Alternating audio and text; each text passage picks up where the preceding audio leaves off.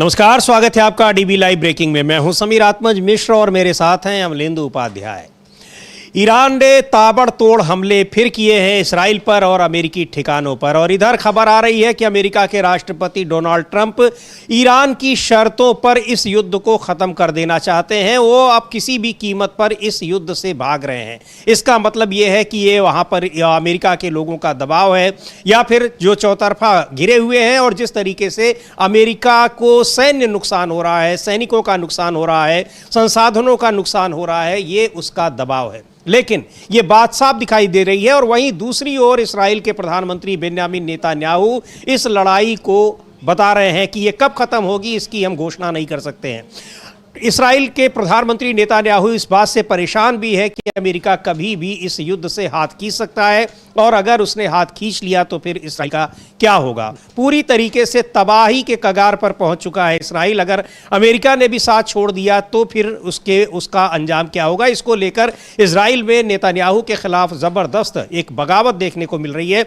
वहाँ की जनता सड़कों पर उतरकर विरोध प्रदर्शन कर रही है। लेकिन इधर ईरान ने ताबड़तोड़ हमले फिर किए हैं इसराइल पर, और इसके अलावा जो अमेरिकी ठिकाने हैं। लेकिन अमेरिका और इसराइल ने भी ईरान के कई शहरों पर हमले किए हैं। क्या कुछ हमलों की ताज़ा जानकारी हो बताते हैं। लेकिन अब ऐसा लग रहा है कि अमेरिका अगर पीछे हट जाता है तो निश्चित तौर पर ये लड़ाई ख़त्म हो सकती है, क्योंकि अमेरिका के बाद फिर इसराइल बहुत लंबे समय तक लड़ाई लड़ने की स्थिति में नहीं रह पाएगा। अमलेंदु जी। बिल्कुल समीर जी, अब ट्रंप साहब जो हैं वो घबराए हुए दिखाई पड़ते हैं, और अब तो एक खबर आई है कि उन्होंने कह दिया है अपने जो प्रशासन के सहयोगी हैं कि हॉर्मुज खुले या बंद रहे, कुछ भी हो, अब हम जो है इस युद्ध को ख़त्म करके वहाँ से भागेंगे, बाद में देखा जाएगा। हॉर्मुज जो है जिसको जरूरत हो हॉर्मुज वो खोले, अब हम इस लड़ाई को बंद करना चाहते हैं, ये कहा, मतलब उन्होंने अपने कहा है। लेकिन इसके साथ साथ हमले भी जो हैं दोनों तरफ से जारी हैं, और इजराइल के ऊपर ज़बरदस्त तरीके से हमले हुए हैं ईरान की तरफ से, और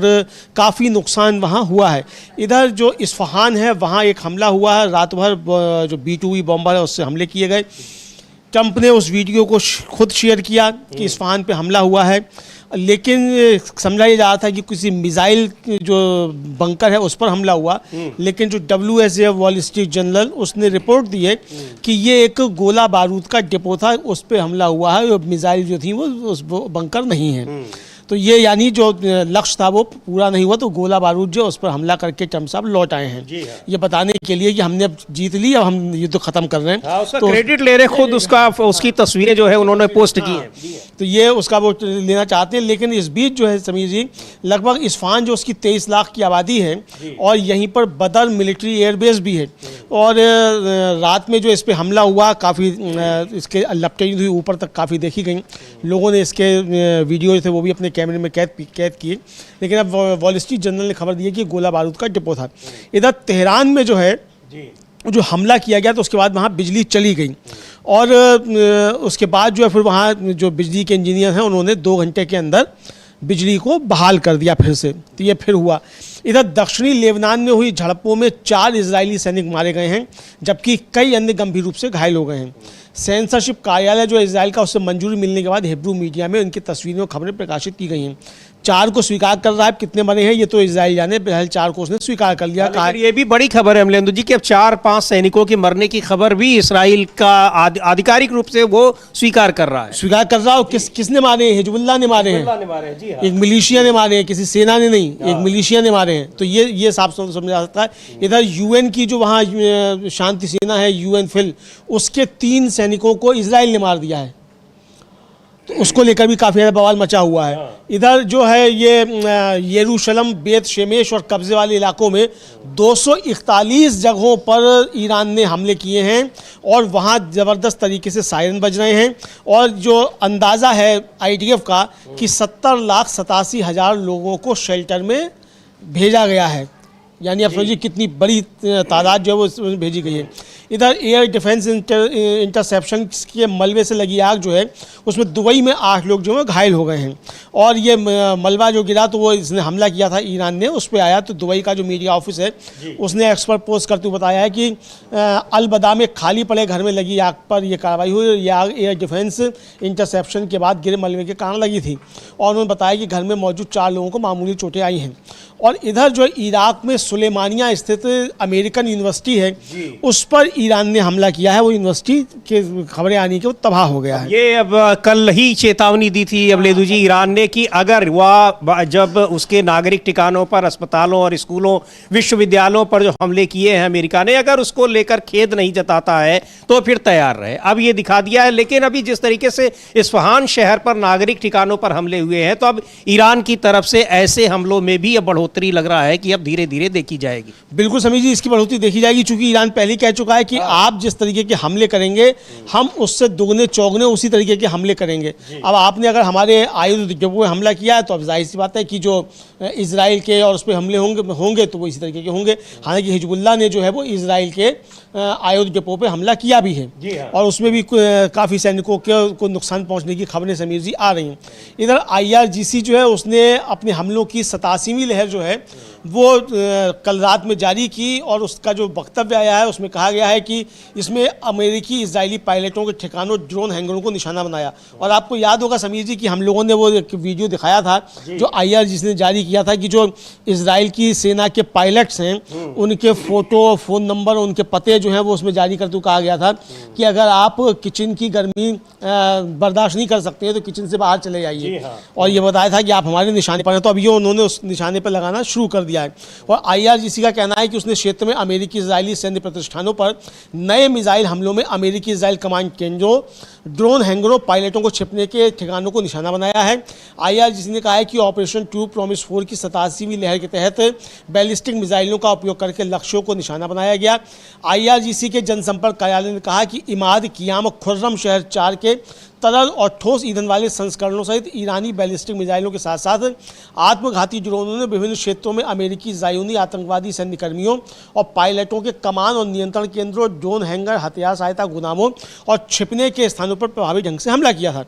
IRGC के बयान के अनुसार हमले में क्षेत्र में 5 अमेरिकी ठिकानों के साथ साथ इजराइल के कब्जे वाले क्षेत्रों के दक्षिण, मध्य और उत्तर में स्थित सैन्य ठिकानों को निशाना बनाया गया, जिनमें हाइफा, खाड़ी, किरमात शमोना, तेल अवीव, वीर शेवा, दिमोना, अल-खारज, जुफर और अन्य स्थान शामिल हैं।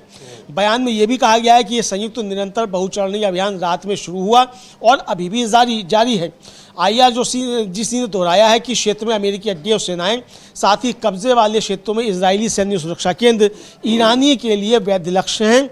इस बीच IRGC के बयान में कुवैत में एक जल विलवीकरण संयंत्र पर इजरायली हमले की निंदा करते हुए उसे गैर कानूनी, अमानवीय और ज़ायोनी कब्जा करने वाली नीचता और नैतिक भ्रष्टाचार माना गया है। यानी जो कुवैत के जो डिसैलिनेशन प्लांट था उस पर हमला ईरान ने नहीं बल्कि इजराइल ने किया। ये क्यों किया? ताकि ये बताया जा सके कि ईरान जो हमले कर रहा है। लेकिन ईरान ने साफ तौर पर कहा ये हमारा हमला नहीं है और ये नीचतापूर्ण कार्रवाई जो है ये इजराइल की है समीर जी। हाँ, चूंकि वो समुद्री पानी को वहाँ पर वो पेयजल में बदला जाता है, डिसलाइनेशन प्लांट जो है, और उस पर हमले की खबर आई थी। लेकिन अब ये भी पता लग रहा है कि इस कुवैत के इस प्लांट पर हमला ईरान ने नहीं बल्कि अमेरिका और इजराइल ने किया था। तो ये लगातार जो अपडेट हैं, खबरें, जो हमलों की खबरें, 87वीं लहर शुरू की है ईरान ने इजराइल और अमेरिकी ठिकानों पर हमलों की। और इस बीच एक बड़ी खबर ये आ रही है अमलेदु जी, जो IRIB है उसने बताया है कि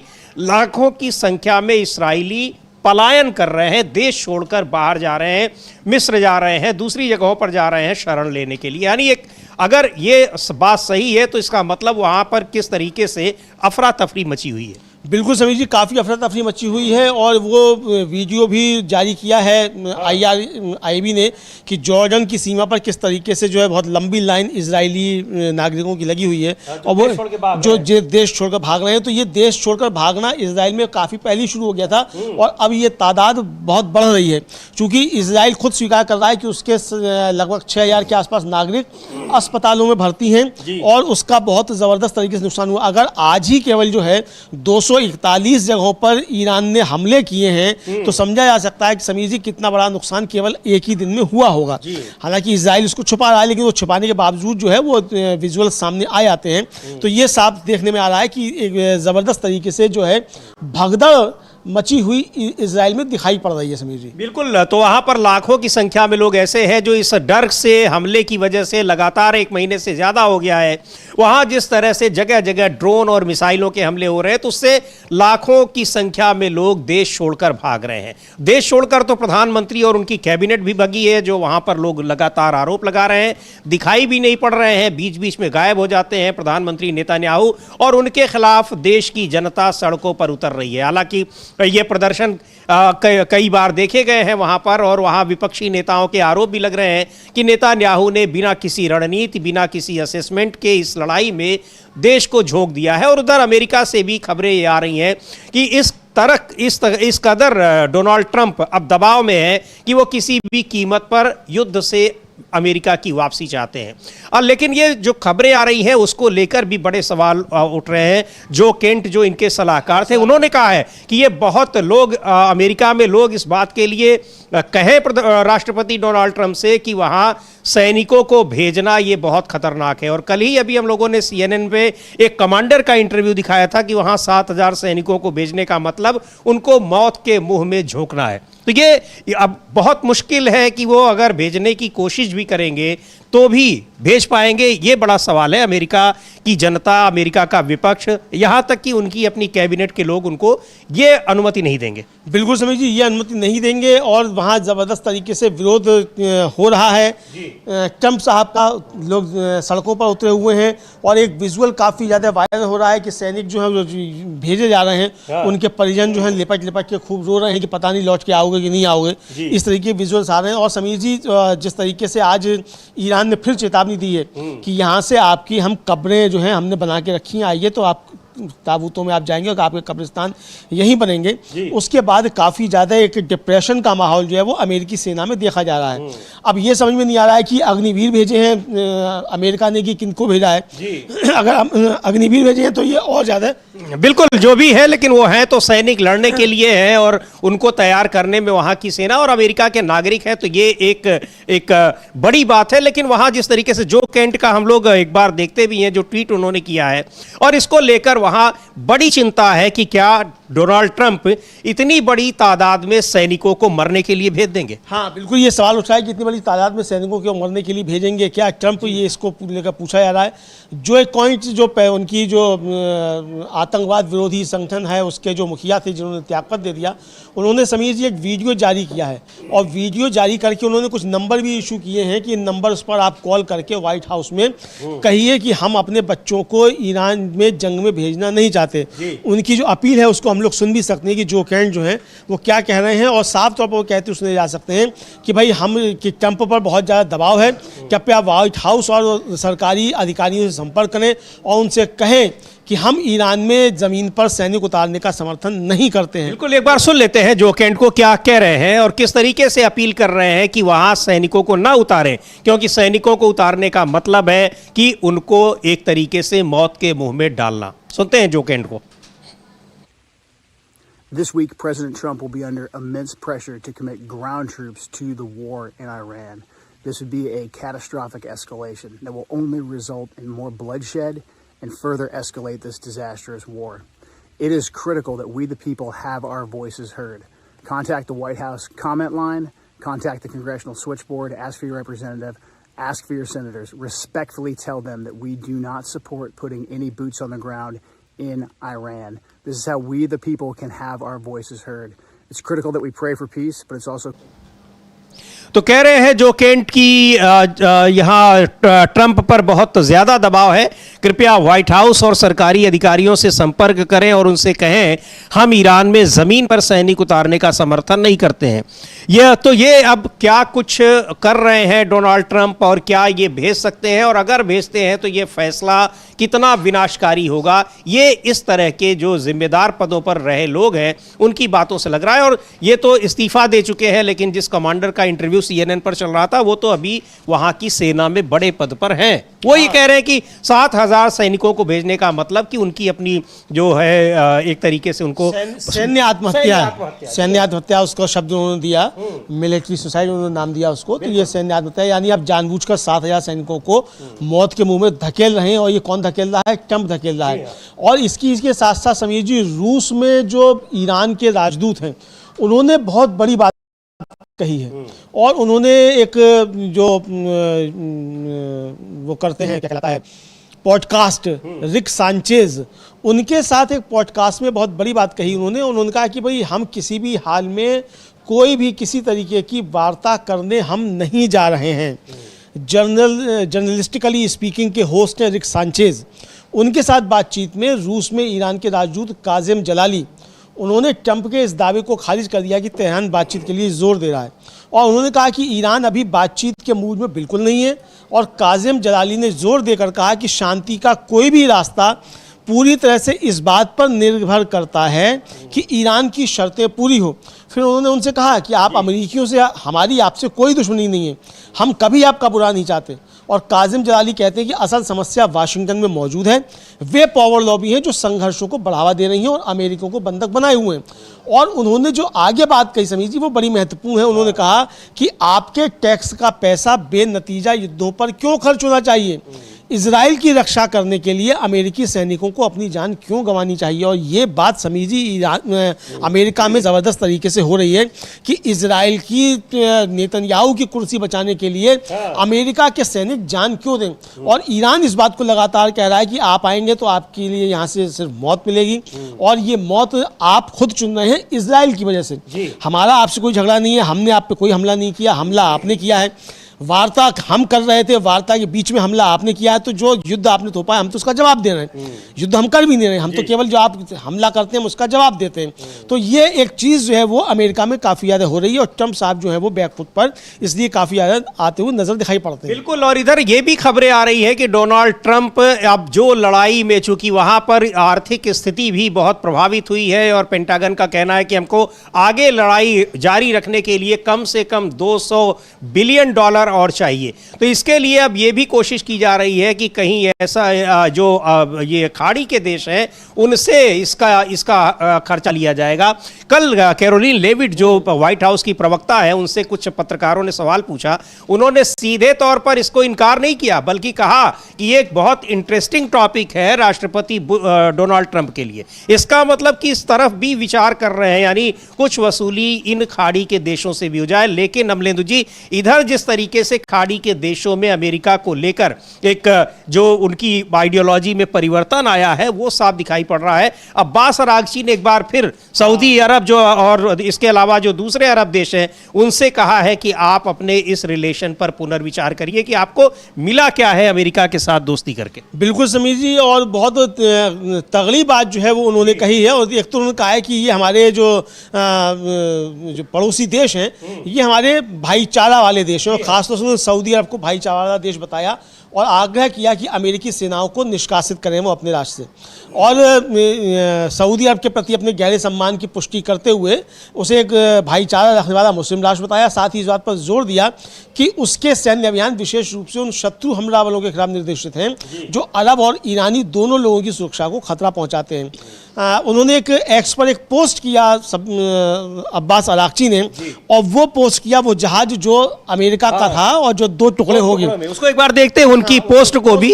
उसमें वो जहाज ये दिखाई पड़ रहा है, ये सऊदी अरब के हवाई अड्डे पर था और ये इस पर ईरान के हमले में 2 टुकड़ों में बट गया है। पहले तो ये लगा कि ये इसको फेक बताने की कोशिश हो रही थी, लेकिन बाद में जो तमाम वैश्विक एजेंसियां हैं उन्होंने इसको जांचा, क्रेडिबल एजेंसियां, और ये बताया कि सही है।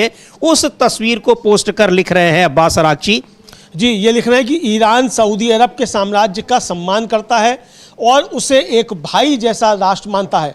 हमारे ऑपरेशन उन दुश्मन हमलावरों को निशाना बनाते हैं जो ना तो अरबों का सम्मान करते हैं और ना ही ईरानियों का, और ना ही वे कोई सुरक्षा दे सकते हैं। ज़रा देखिए कि हमने उनके हवाई कमांड का क्या हाल किया। अब अमेरिकी सेनाओं को बाहर निकालने का सही समय आ गया है। ये कह रहे हैं। बहुत बड़ी चुनौती दे डाली है उन्होंने सऊदी अरब को भी और बाकी जो अरब देश हैं उनको भी। बिल्कुल, सारे अरब देशों को ये दे दी है और सऊदी अरब को भी, और साथ में कि क्या हैसियत है अमेरिका की, आप देख लीजिए जो इस तस्वीर को पोस्ट करना है और ये लिखना उनका यही बता रहा है। बिल्कुल यही बता रहा है, ये उन्होंने एक तरीके से साबित कर दिया है कि भाई हम आपके दुश्मन नहीं हैं, हम आपको अपना भाई मानते हैं, पड़ोसी आप हमारे मुल्क हैं, आपके साथ हमारा भाईचारा वाला रिश्ता है।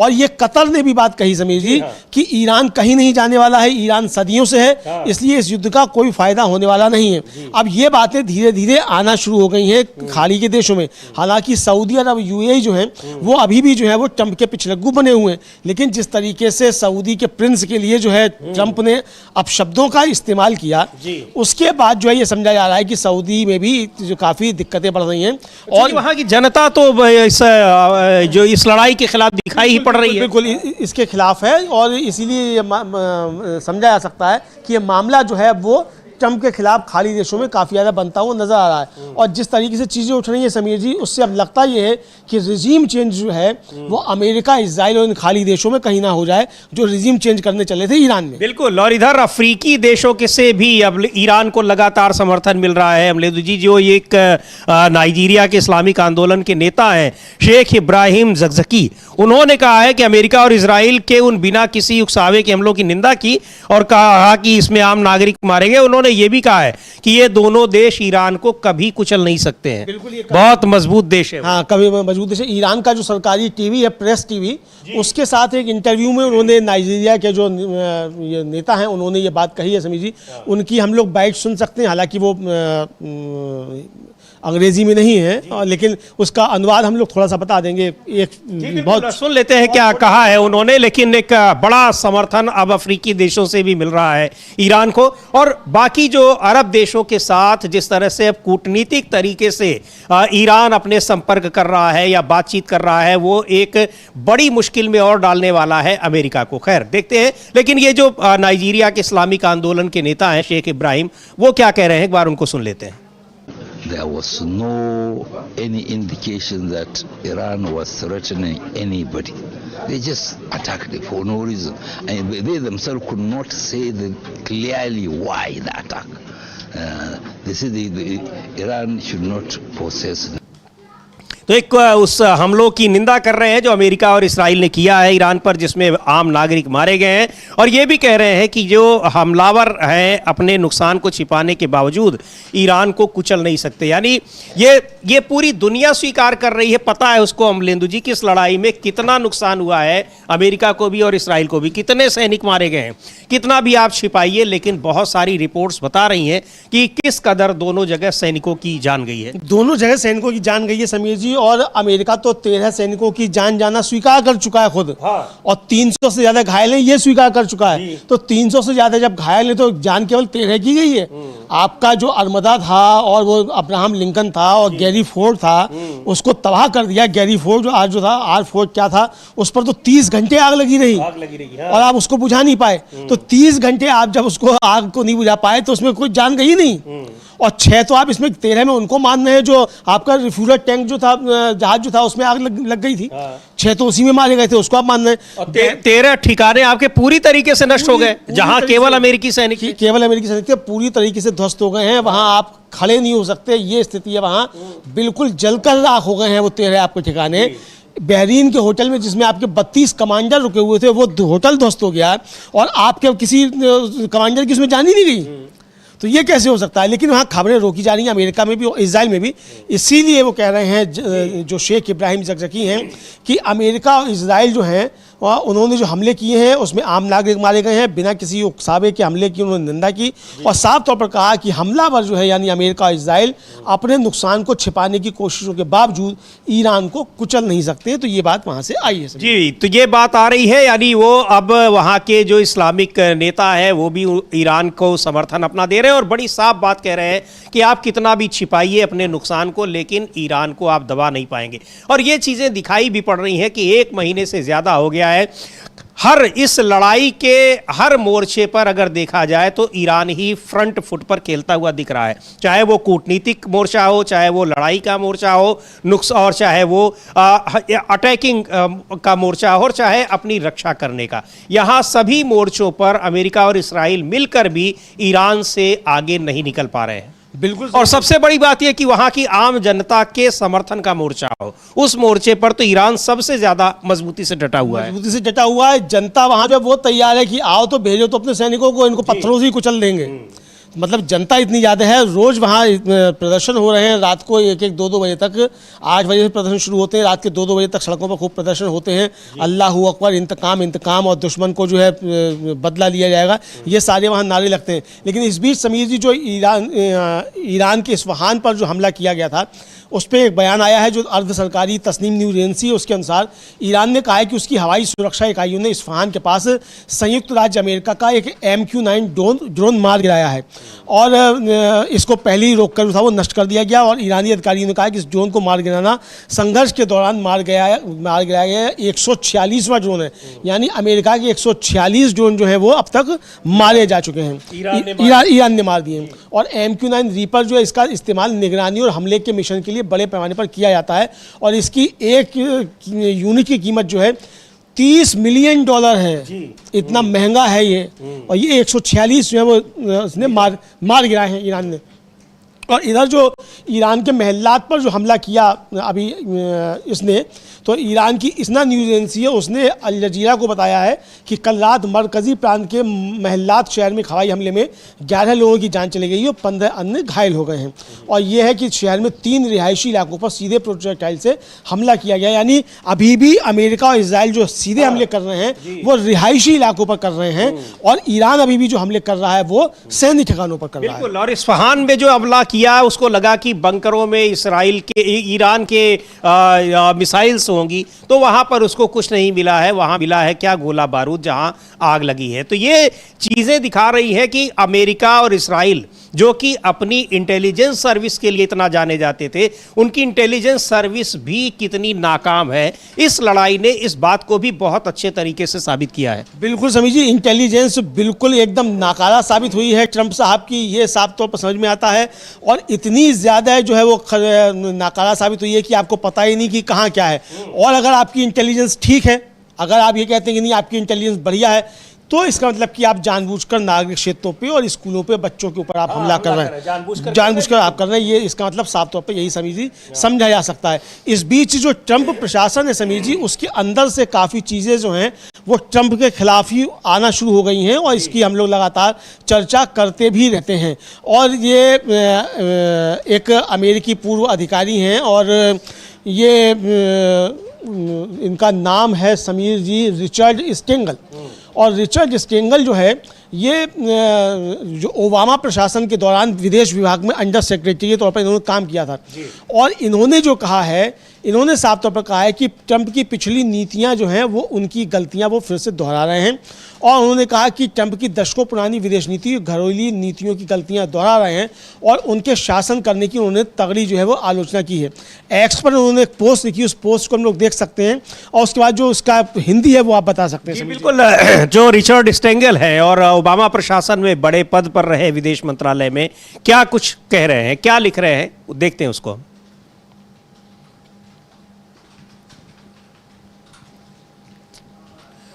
तो ये है रिचर्ड स्टेंगल हैं, लिख रहे हैं कि बिना किसी शिष्टाचार, समझ और ईमानदारी के काम कर रहे हैं डोनाल्ड ट्रंप, जिसकी कोई मिसाल नहीं है। और उन्होंने अकेला मुख्य वार्ताकार बताया है, वो यानी जो ट्रंप को, वही अपने आप ही वही एक तरीके से वार्ताकार हैं, जिसकी सच्चाई के प्रति कोई निष्ठा नहीं है। ये बहुत महत्वपूर्ण बात है, बहुत गंभीर आरोप है एक तरीके से डोनाल्ड ट्रंप के ऊपर। और ये बहुत एक देखा जाए अमलेंदु जी, तो वहाँ ज़्यादातर जो चाहे पूर्व सैनिक हो, पूर्व अधिकारी हो, मौजूदा सैनिक हो, वो इन सारी चीज़ों के लिए ट्रंप को कह रहे हैं, लड़ाई के लिए वो ट्रंप के व्यक्तिगत हितों को जिम्मेदार बता रहे हैं। बिल्कुल, ट्रंप के व्यक्तिगत हितों को जिम्मेदार बता रहे हैं। और समीर जी अब लगातार जो है वो तमाम अमेरिकी प्रशासन के मौजूदा एक्स अफसर जो हैं, वहाँ के तमाम राजनेता अब साफ तौर पर कहते सुने जाते हैं कि ट्रंप जो है उसकी निजी महत्वाकांक्षाएं, निजी जो उसके मामले हैं उसने अमेरिका को इस युद्ध में झोंक दिया है और अमेरिका का इतना ज़बरदस्त जो है वो नुकसान हो रहा है।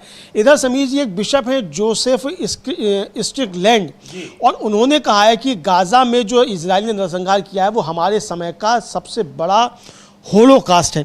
यानी समीर जी जो ईसाई धर्मगुरु हैं वो भी लगातार इजराइल की निंदा कर रहे हैं। कल ही आपने बताया था कि पोप लियो जो हैं, जो उन्होंने साफ तौर पर कहा कि हमलावरों की प्रार्थना जो है वो ईश्वर भगवान स्वीकार नहीं करते हैं। और ये जो है टकर कार्लसन, जिनकी हम लोग लगातार चर्चा करते रहते हैं, वो एक पॉडकास्टर हैं और दक्षिणपंथी कार्यकर्ता भी हैं, और उनके साथ बात करते हुए बिशप जोसेफ स्ट्रिकलैंड ने कहा कि गजा में इजराइल का नरसंहार हमारे समय का होलोकास्ट है, और उन्होंने इस घेराबंदी वाले इलाके में बेगुनाह लोगों की जान जाने की बात पर जोर दिया।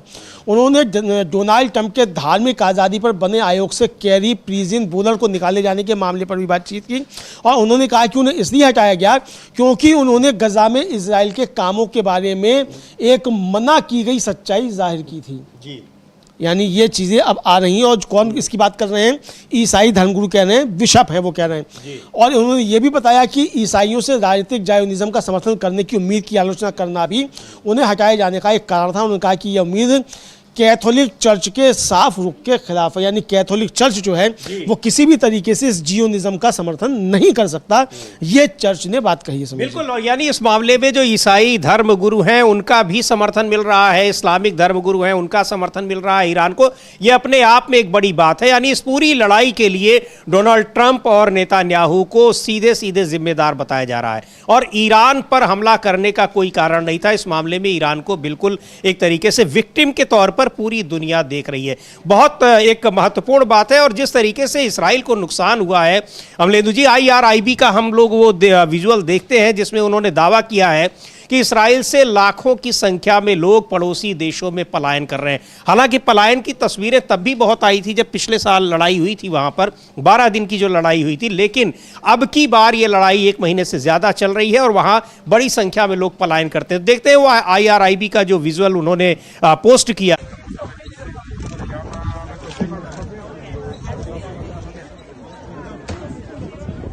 रहे हैं, क्योंकि वहां जिस तरीके से हर समय बमबारी हो रही है, हर समय बमबारी हो रही है, मकान ध्वस्त हो चुके हैं, कॉलोनी की कॉलोनी ध्वस्त हो चुकी हैं, सैन्य ठिकाने जो है वो हो चुके हैं। और इस बीच समीर जी एक चित्र जो है वो सोशल मीडिया पर बहुत वायरल हो रहा है। हाँ, एक बार देखते हैं उसको। हाँ, देखते हैं। जैसे बहुत जो ईरान समर्थक तमाम लोग उस चित्र को शेयर कर रहे हैं अपने सोशल मीडिया अकाउंट, उसको सोशल मीडिया अकाउंट पर बहुत शेयर कर रहे हैं। और जैसे कि मील के पत्थर लगे होते हैं समीर जी, उस पर लिखा होता है कि अब दिल्ली कितनी दूर है, कितने किलोमीटर, इसी तरीके से उस पर लिखा हुआ है कि इजराइल 1948 से 2026, यानी इजराइल 2026 में खत्म हो रहा है। 48 में बना और 2026 तक ही उसका इतिहास रहा। अच्छा समीर जी, देखिए ये बड़ी विडंबना है कि इजराइल और पाकिस्तान जैसे देश जो एक ही समय में आसपास बने।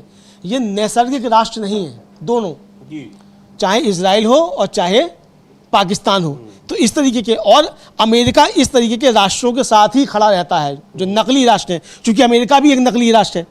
वो भी आप समझिए कि कुछ 100 साल पहले का बना हुआ है, खुद में कोई राष्ट्र नहीं है। और जो असली अमेरिकन हैं वो वहाँ दबाए जाते हैं। ये सब तो इटली से और यूरोप से आए हुए हैं, ट्रंप वगैरह, तो ये सब लोग जो है जिनका इस समय कब्जा है सारा।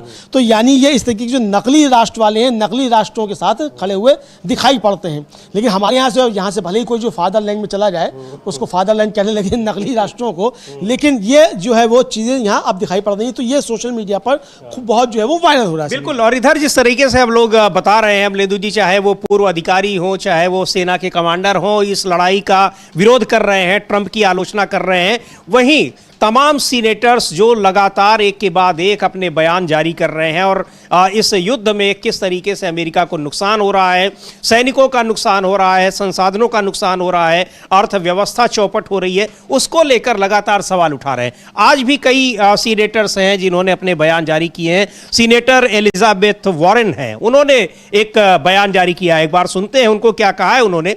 और यही बात उन्होंने कही है कि ये एक ऐसी लड़ाई है जिसमें अमेरिका का कोई लेना देना नहीं, फिर भी अमेरिका को उस लड़ाई में झोंक दिया है डोनाल्ड ट्रंप ने अपने फायदे के लिए। देश के सैनिकों की जान जा रही है, नुकसान हो रहा है, उससे उनका कोई लेना देना नहीं और पूरी दुनिया इस लड़ाई से प्रभावित हो रही है। बिल्कुल समीर जी, ये एलिजाबेथ वॉरेन हैं, इनका पहले भी हम लोगों ने कई बार दिखाया है और ये इनका साफ तौर पर कहना है कि डोनाल्ड ट्रंप और उनका प्रशासन जो है ईरान के साथ युद्ध को एक खेल की तरह ले रहे हैं और उनके पास कोई स्पष्ट योजना है ही नहीं, ये उनका साफ तौर पर कहना है। तो हम लेते हैं क्या कह रही हैं एलिजाबेथ वॉरेन इस युद्ध को लेकर और इसमें ट्रंप की भूमिका को लेकर। All three of my brothers served in the military, my oldest brother in Vietnam. And I remember the fear our family felt with every late night phone call or official looking letter. Was my brother okay? Was he alive? It's still hard to find the words to describe the pain that we put American families through when we ship a generation off to war.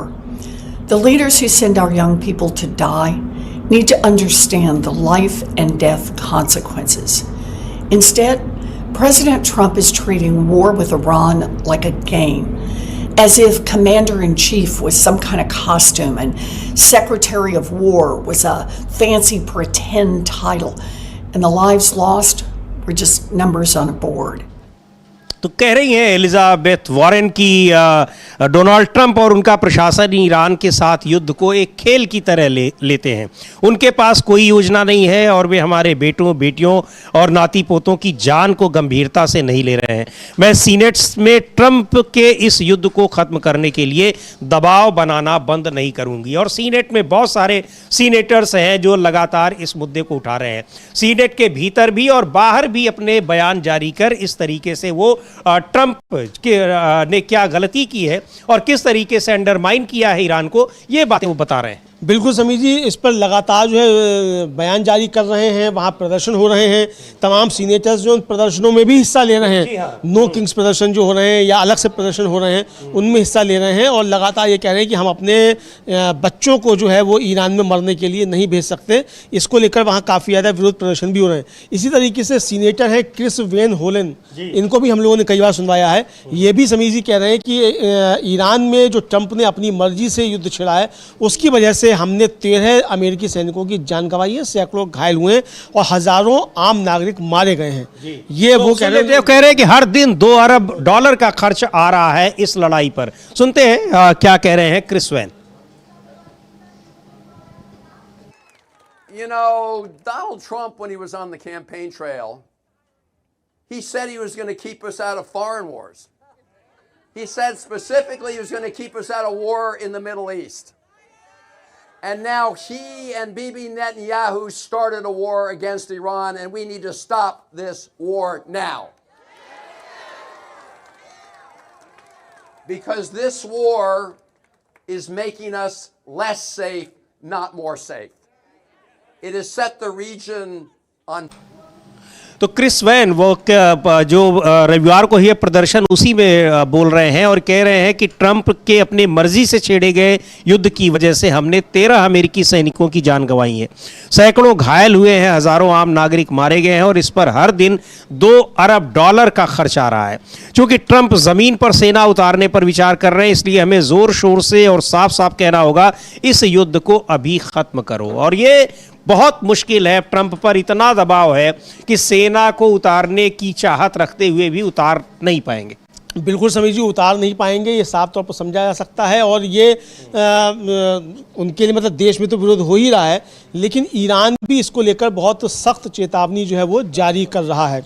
और ईरानी संसद के जो अध्यक्ष हैं, मतलब वहाँ के speaker हैं मोहम्मद बाकर कलीबाफ, उन्होंने ट्रंप को बहुत सख्त शब्दों में चेतावनी दी है और एक्स पर उन्होंने बयान में कहा कि ईरान के ऊर्जा बुनियादी ढांचों को निशाना बनाने वाले इन अल्टीमेटमों को सीधे संबोधित करते हुए कहा कि आप जो है दुश्मन की सभी इच्छाओं को समाचारों की तरह प्रचारित कर रहा है और साथ ही हमारे राष्ट्र को धमकी भी दे रहा है।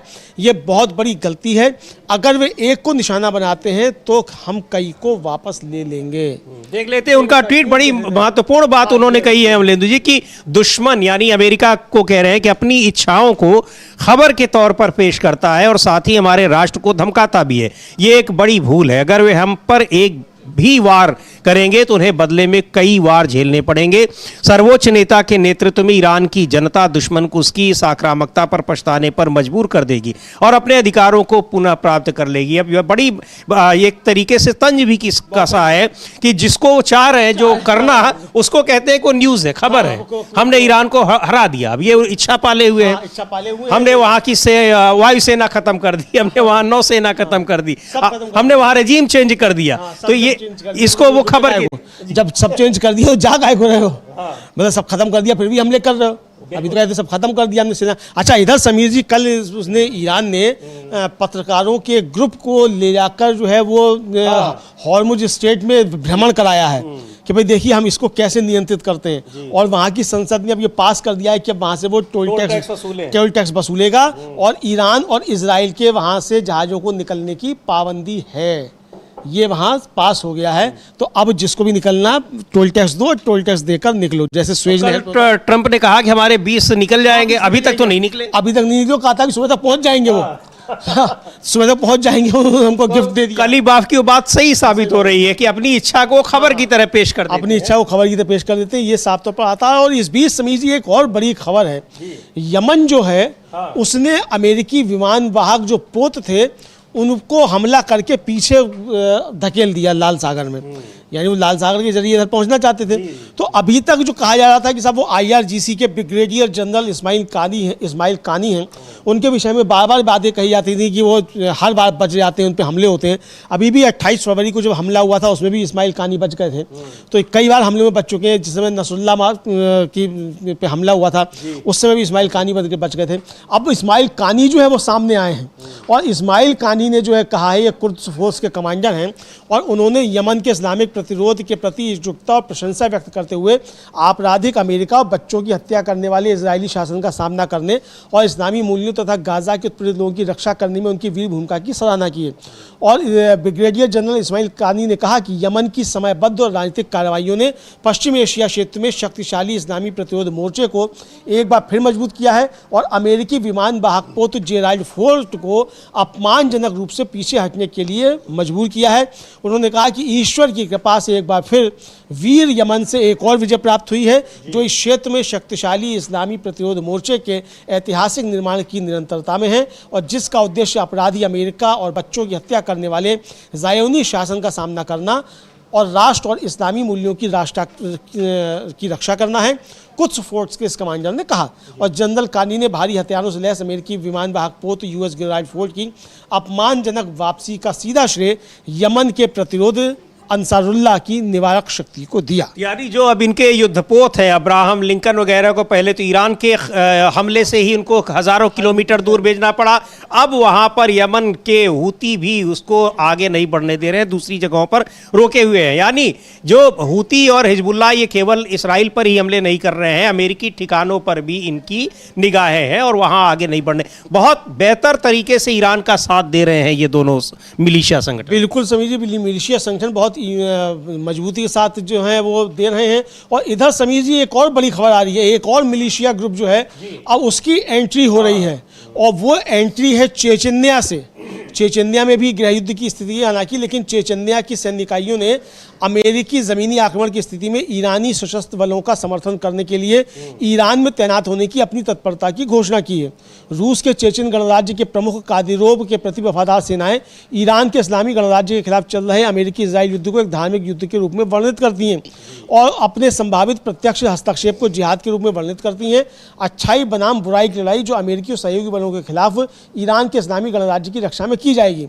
अब ये जो काफ़ी महत्वपूर्ण है समीर जी कि अब चेचन्या के जो है सशस्त्र बल जो हैं वो भी अब इसमें शामिल होंगे ईरान के साथ। तो यानी अब मोर्चा एक बड़ा जो है वो बनता चला जा रहा है, ये साफ तौर पर समझा जाता है। जी बिल्कुल, तो ये अब अमेरिका और इसराइल के खिलाफ मोर्चा बड़ा बनता जा रहा है और ईरान के प्रति समर्थन भी बढ़ता चला जा रहा है। दूसरी ओर जो तमाम परंपरागत मित्र देश थे अमेरिका के और इसराइल के, वो तो पहले से ही हाथ खींच चुके हैं। और इधर सीधे सीधे स्पेन ने तो अब ये कह दिया किया है, अपने हवाई क्षेत्र को बंद कर दिया है कि अमेरिका के लिए वहां पर ईरान पर हमले के लिए उसका हवाई क्षेत्र बंद रहेगा, वहां से उसका इस्तेमाल नहीं किया जा सकता है।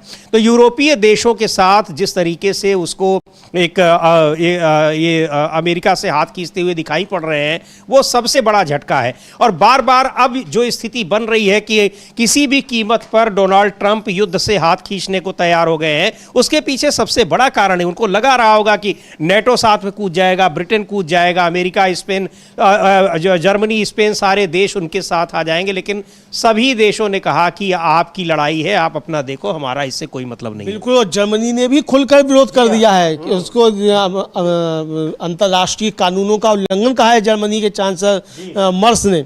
इधर समीर जी, जो उनके विदेश मंत्री हैं मार्को रूबियो अमेरिका के, वो बिल्कुल रोने के कगार पे पहुंच गए हैं और नाटो के ऊपर काफ़ी ज़्यादा नाराज हैं। ट्रंप भी काफ़ी ज़्यादा नाराज हुए थे और उनका कहना है कि अगर नाटो का मतलब सिर्फ ये है कि क्या अगर यूरोप पर हमला हो तो हम उनकी रक्षा करें, लेकिन जब हमें ज़रूरत हो तो वो हमें अपने आप बेस बनाने के अधिकार देने से भी मना कर दें। यानी जो कह रही है आप स्पेन ने और ब्रिटेन ने कि हम अपने बेस आपको नहीं देंगे, इसको लेकर जो है वो काफी ज्यादा रोते हुए नजर आते हैं। तो हम लोग सुन सकते हैं मार्को रूबियो क्या कह रहे हैं। बिल्कुल, मार्को रूबियो क्या कह रहे हैं, देख उससे पता चल रहा है जो अमेरिका का, ट्रंप और उनके सहयोगियों का फ्रस्ट्रेशन जो इस युद्ध का समर्थन कर रहे हैं। लेकिन अमेरिका में ज्यादातर लोग इस लड़ाई के विरोध में है और इसके लिए ट्रंप को दोषी ठहरा रहे हैं। सुनते हैं क्या कहा है मार्को रूबियो ने। And I've been a big supporter of NATO. And one of the reasons why I've been a supporter of NATO is because I believe that these basing rights give us leverage and give us flexibility and operational capability all over the world. But if NATO is just about us defending Europe if they're attacked, but them denying us basing rights when we need them, that's not a very good arrangement. That's a hard one to stay engaged in and say this is good for the United States. So all of them is going to have to be re-examined. All of it's going to have to be re-examined. तो ये बिल्कुल एक गुस्से में है NATO के ऊपर, यूरोपीय देशों के ऊपर। कह रहे हैं कि अगर नेटो का मतलब सिर्फ ये है कि अगर यूरोप पर हमला होता है तो हम उनकी रक्षा करें, लेकिन जब हमें ज़रूरत हो तो वे हमें अपने यहाँ बेस बनाने का अधिकार देने से मना कर दें, तो यह कोई बहुत अच्छा इंतज़ाम नहीं है। ऐसे इंतज़ाम में बने रहना और ये कहना कि यह संयुक्त राज्य अमेरिका के लिए फ़ायदेमंद है, ये बहुत मुश्किल काम है। बिल्कुल अब साफ है कि अब डोनाल्ड ट्रंप नेटो से बाहर निकलने को तो पहले भी उसको इसकी आलोचना करते थे, उसको खत्म करने की बात कर रहे थे, लेकिन अब ये उनका गुस्सा दिखाई पड़ रहा है। पर यूरोपीय देशों का भी ये कहना है कि भाई आपकी व्यक्तिगत लड़ाई है, उसमें हम क्यों कूद पड़े, और एक उस देश के खिलाफ जिसकी कोई गलती नहीं है, बिना गलती के आप उसके ऊपर हमला किए हुए हैं। बिना गलती के हमला किए हुए हैं। 40 साल से आपने उस पर सैंक्शंस लगाए हुए हैं, आपने उसकी अर्थव्यवस्था चौपट करके रख दी है और उसके बावजूद उसने इतनी ज़्यादा तरक्की की है, आपको मुंह तोड़ जवाब दे रहा है, ये साफ तौर पर देखा जा सकता है। लेकिन इसके साथ साथ समीर जी, ईरान जो है उसका पलटवार अभी भी जारी है और अभी उसने जो है इजराइल पे हमला किया है और जैसा कि कहा था IRGC ने कि उसकी 87वीं लहर रात में जारी हुई और वो अभी भी जारी है। उसकी अब इजराइल की जो सेना है उसका कहना है कि ईरान के हालिया बैलिस्टिक मिसाइल हमले के परिणाम स्वरूप मध्य इजराइल में काफ़ी नुकसान हुआ है और IDF ने कहा है कि मिसाइल में संभवतः क्लस्टर बम वारहेड लगा था, जिससे एक बड़े इलाके में सब बम फैल गए। बनी बराक, रमत गान और पेताह टिकवा में छोटे बमों के गिरने के निशान देखे गए हैं।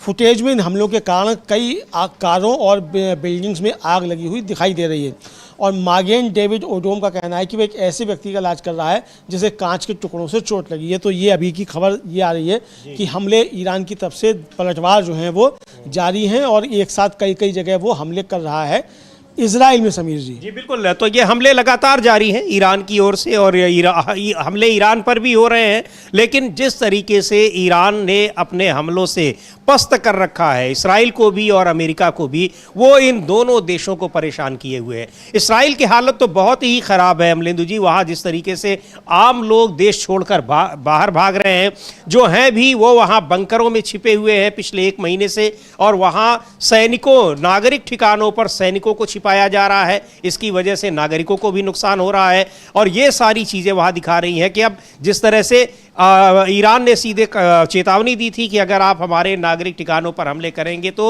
हम भी करेंगे। अभी थोड़ी देर पहले खबर आई कि वहां एक हमले में कई कारें ध्वस्त हो गई हैं। अब ईरान की तरफ से अभी कोई स्पष्टीकरण नहीं आया है कि यह जानबूझकर किया गया था, किसी टारगेट पर हमला किया गया था या फिर कैसे किया गया था, लेकिन चेतावनी पहले से दे रखी है ईरान ने कि वो अब इन जगहों पर हमले करेगा। अमेरिकी विश्वविद्यालय पर इसीलिए हमला किया, चेतावनी पहले दी, हमला बाद में किया। पहली चेतावनी दे दी थी, कहा था कि 30 मार्च को दोपहर 12 बजे तक इसके लिए माफी मांगो वरना तैयार रहो, और उसने करके दिखा भी दिया। इधर समीर जी, अब जो है वो इजराइल में डॉक्टर्स ने जो है वो स्वीकार कर लिया है कि ये जो अभी हमला हुआ ईरान की तरफ से, इसमें 6 लोग जो है वो गंभीर रूप से घायल हुए हैं, ये उसका मानना है, डॉक्टर्स का कहना है। और ये IDF ने भी स्वीकार कर दिया कि 6 लोग गंभीर रूप से घायल हैं। अभी तक वो एक ही जो थी घायल होने की बात कह रहा था समीर जी। तो ये साफ तौर पर अब समझा जा सकता है कि किस तरीके से ये हमले जो है वो हो रहे हैं और ईरान रुक नहीं रहा है, पिटाई ज़बरदस्त कर ही रहा है, रुकने का नाम नहीं ले रहा है समीर जी।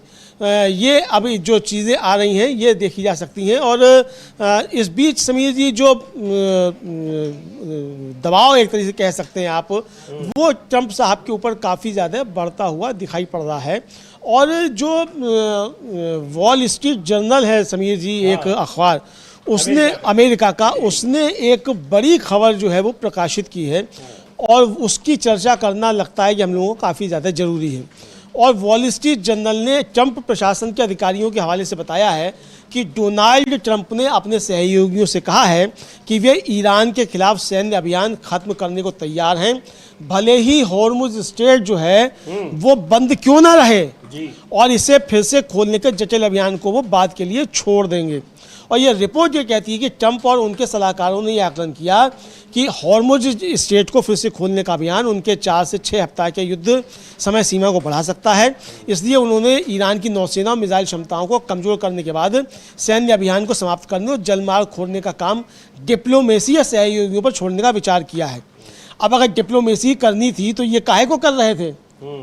जो पिटाई हो आपकी, तो पिट के आप डिप्लोमेसी पे आए तो पहले ही आया था डिप्लोमेसी पे। ईरान तो डिप्लोमेसी की ही बात कर रहा था, लेकिन पिटने के बाद भी अगर डिप्लोमेसी पे आना चलिए तो ठीक रहा। लेकिन इसके साथ ही जो है अधिकारियों ने बताया है कि यदि ये प्रयास विफल रहता है तो वाशिंगटन यूरोप और खाड़ी क्षेत्र में अपने सहयोगी देशों पर इस हॉर्मुज स्ट्रेट को फिर से खोलने की पहल करने का दबाव डालेगा। अब उसका मुख्य लक्ष्य जो है वो ईरान की नौसेना, उसके मिसाइल भंडारों को कमज़ोर करना था और ये हासिल हो गया है। तो इसलिए अब मौजूदा शत्रुता को समाप्त करते हुए कूटनीतिक रूप से तेहरान पर व्यापार के निर्बाध प्रभाव को फिर से शुरू करने के लिए दबाव बनाना चाहिए। ये अब यानी वो किसी भी कीमत पर युद्ध से बाहर आना चाहते हैं। और ये ट्रंप के हवाले से ये रिपोर्ट आई है वॉल स्ट्रीट जर्नल की। वॉल स्ट्रीट जर्नल ये अमेरिका का बहुत प्रतिष्ठित अखबार है, बड़ा अखबार है, और उसने ये रिपोर्ट जारी की है, प्रकाशित की है डोनाल्ड ट्रंप के हवाले से। यानी अब वो इस लड़ाई से बाहर, ये भी हो सकता है कि डोनाल्ड ट्रंप ने खुद कहकर ये रिपोर्ट प्रकाशित करवाई हो कि ये पब्लिक डोमेन में ये चीज़ें आए। हाँ, पब्लिक डोमेन में आए ताकि जहाँ जो मतलब जो गुस्सा आ रहा है जनता के बीच में वो जो है वो रुक जाए, ये भी हो सकता है, और इसके पीछे अपना काम जो है वो चलता रहे। तो ये टैक्टिक्स भी हो सकती है, चूंकि अब तक ट्रंप जो है वो सैकड़ों बार झूठ बोले हैं, एक आध बार नहीं सैकड़ों बार झूठ बोले हैं। और एक चीज़ और भी है, जो बेन्यामिन नेतान्याहू ने, इसराइल के प्रधानमंत्री बेन्यामिन नेतान्याहू ने अमेरिकी टीवी चैनल से बातचीत की है और उन्होंने कहा कि ईरान के साथ जो जंग चल रही है उसके खत्म होने की हम कोई तारीख नहीं बताएंगे। यानी ट्रंप तो कह रहे हैं कि जल्दी खत्म हो जाएगा, अमेरिका कह रहा है, लेकिन वो नहीं, क्योंकि उनको पता है कि लड़ाई लंबी खींचेगी और ट्रंप यानी अमेरिका हाथ खींच लेगा। हाथ खींचने के बाद ये लड़ाई कहाँ जाएगी, इसको लेकर जबरदस्त बेचैन है नेतान्याहू। बिल्कुल समीर जी, नेतान्याहू जबरदस्त तरीके से बेचैन है कि अमेरिका अगर हाथ खींच लेगा तो इजराइल की तो बहुत ज़बरदस्त पिटाई होगी। तो अब ये है, लेकिन इस बीच एक और बड़ी खबर आ रही है समीर जी कि IRGC जो है उसने अपने ऑपरेशन ट्रू प्रॉमिस 4 की 88वीं वेव जो है वो जारी की है और ये अब की से नौसैनिक जो है वो हमला है। और उसने कहा है कि उसने अमेरिकी इजरायली ठिकानों पर भारी हमले किए हैं और ये अभी अभी खबर आई है, उसका बयान आना अभी पूरा बाकी है। एक बयान की पहली जो हेडलाइन कही है वो आई है और IRGC ने कहा कि ये लहर दिन के शुरुआती घंटों में ही शुरू हो गई थी।